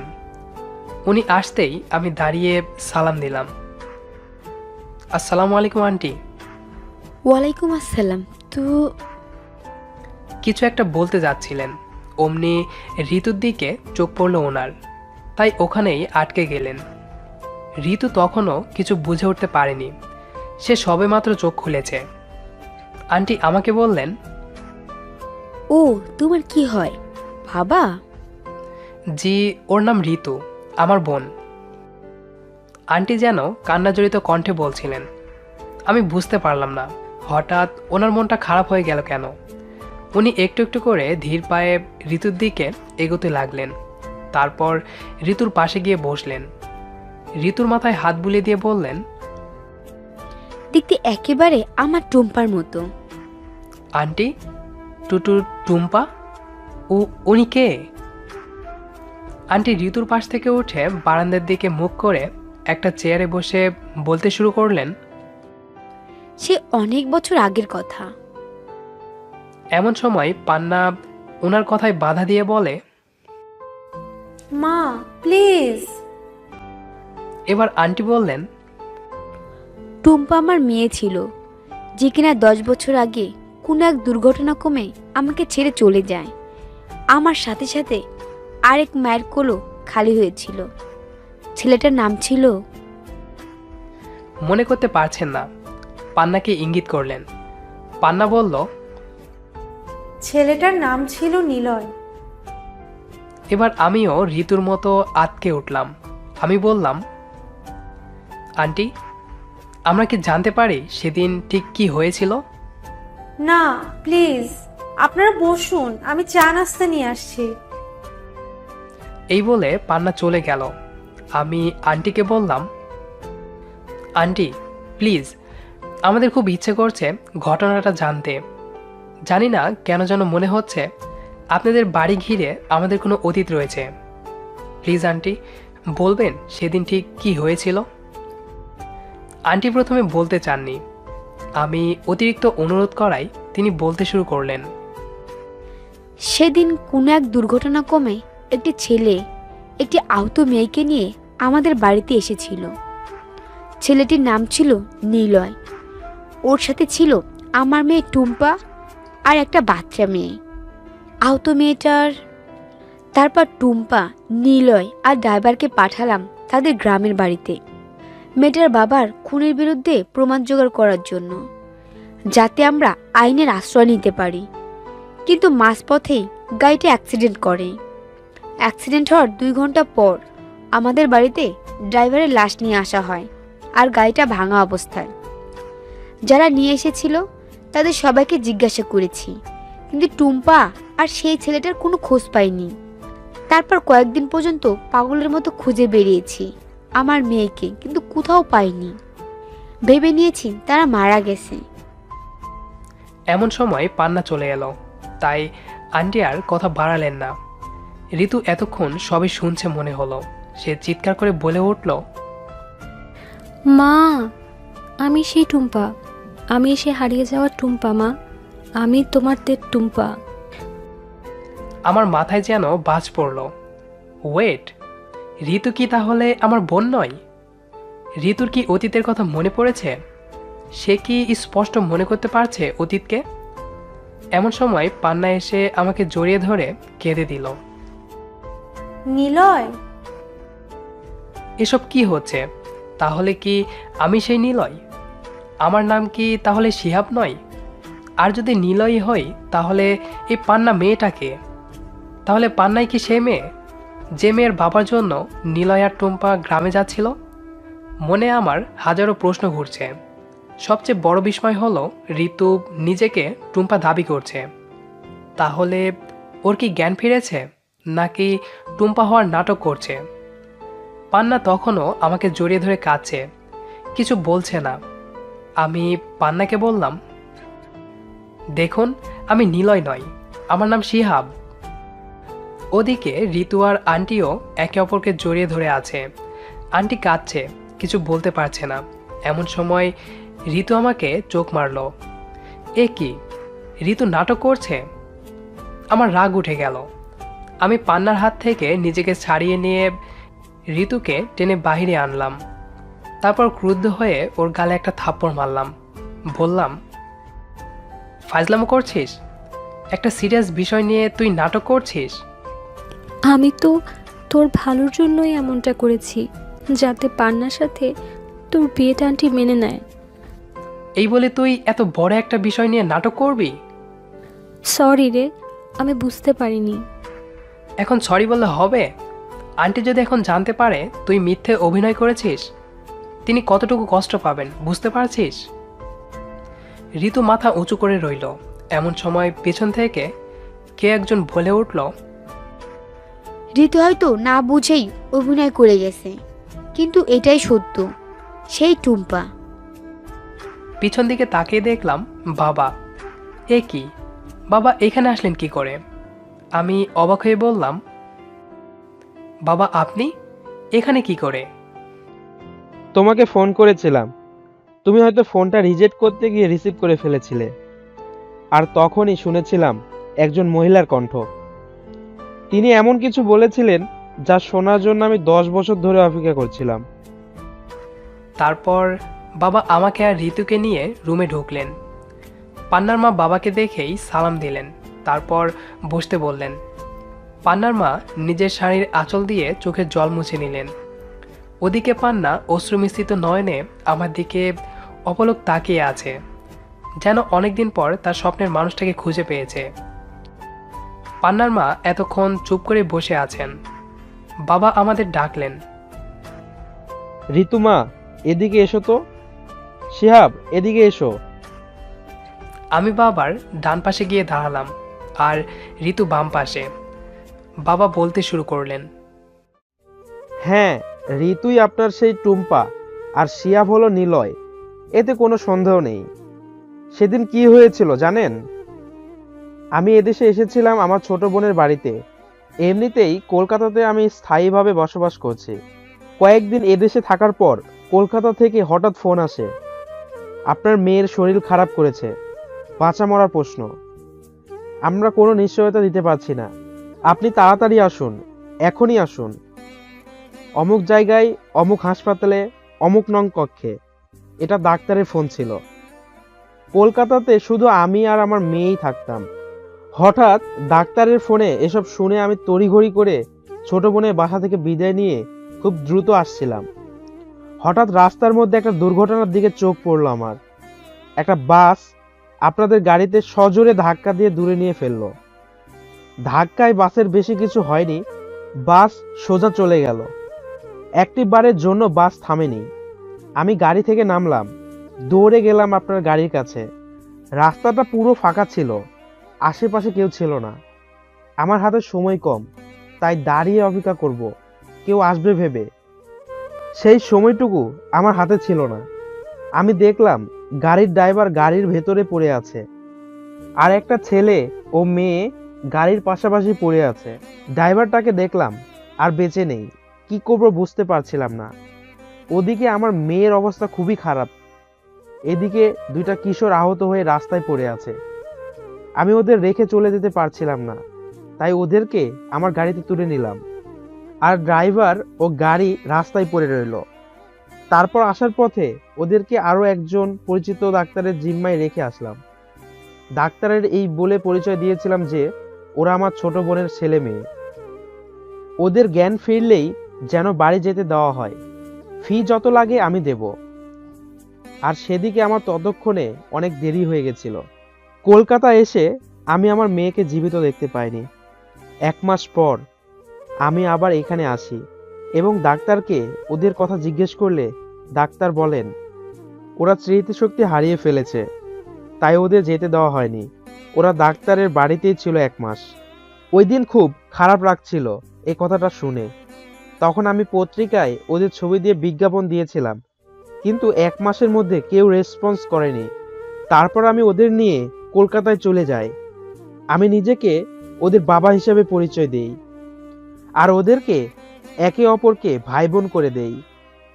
আমিও তো পেপারে বিজ্ঞাপন দিয়েছিলাম, আপনি পাননি? না, আমি পাইনি। আর এভাবে দেখতে দেখতে কেটে গেল 10টা বছর। কিন্তু ভাবিনি আজ এভাবে কাকতালীয়ভাবে আপনাদের সাথে দেখা হয়ে যাবে। আজ আমি মুক্ত হলাম। আপনি আপনার সম্পদ গ্রহণ করুন।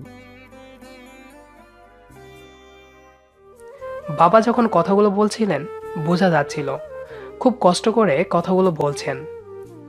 আমাদের সবারই চোখের কোণে জল এসেছিল। আমাদের স্মৃতি ফিরেনি, কিন্তু আমরা বাস্তবতাটা উপলব্ধি করতে পেরেছিলাম। এমন সময় আমার মনে একটা প্রশ্ন জাগলো। আমি আন্টিকে জিজ্ঞাসা করলাম, আন্টি, আপনি যে গল্পটা বলছিলেন, গল্পের কলেজে সেই মেয়েটা এখন কোথায়? কলেজের সেই মেয়েটা? হুম। আর তার বাবার খুনিদের বিরুদ্ধে কি কিছু হয়েছিল? তারপর তিনি পান্নাকে দেখিয়ে বললেন, এই হলো কলেজের সেই মেয়েটা। ওর বাবার খুনিদের বিরুদ্ধে আমাদের কিছু করতে হয়নি। পরে আমরা জানতে পারি গ্রামের লোকজনরাই ওদের বিরুদ্ধে আইনত ব্যবস্থা নিয়েছিল, আর তার ফাঁসিও হয়েছে। বাবা, যাও, সাহসী ছেলের মতো পান্না মেয়েটাকে তুলে নিয়ে এসো। আমরা একজনকে দিয়ে আরেকজনকে নিয়ে যাব। এত সহজে পান্নাকে পেয়ে যাব ভাবিনি। কিছুক্ষণ আগে পান্না আমাকে জড়িয়ে ধরেছিল, তাই সাহস করেই ওকে কোলে তুলে নিলাম। কষ্টের মাঝেও সেই মুহূর্তে সকলে হেসে উঠল। পরের বছরের শুরুতে আমি, পান্না, আন্টি, ঋতু তথা টুম্পা এবং আমার বাবা, আমরা 5 জন একসাথে কলকাতার উদ্দেশ্যে রওনা দিলাম এবং এরপর থেকে আমাদের 5 জনের একটা পরিবার হলো। সব কিছুরই সমাধান হলো, কিন্তু একটা গোলমাল থেকেই গেল আমার জীবনে। সেটা আমার পরিবারকে নিয়ে। ভাবলাম হঠাৎ করে হয়তো এমনইভাবেই একদিন কোনো এক মা এসে বলবে, বাবা নিলয়, কোথায় ছিলিস এতদিন? তখন হয়তো তাদের সাথে থাকবে তাদের বৌমা, কলেজের সেই মেয়েটা। আর খুশির ঠেলায় হয়তো অতীতের সব কষ্ট সবাই ভুলে যাবে। নতুন করে শুরু হবে জীবন। জীবন তো এখনো মাঝপথেই আটকে আছে। আমাদের এই গল্পটি এখানে শেষ করছি। কলেজের সেই মেয়েটা পুরো গল্পটি আপনার কাছে কেমন লেগেছে সেটি অবশ্যই কমেন্ট করে জানিয়ে দিন। আর দেখা হবে আবারও নতুন কোনো গল্পের সাথে। সেই পর্যন্ত সবাই ভালো থাকুন, সুস্থ থাকুন। আর আমাদের তানভিজ ভয়েস ইউটিউব চ্যানেলটি সাবস্ক্রাইব করে আমাদের সাথেই থাকুন। ধন্যবাদ সবাইকে।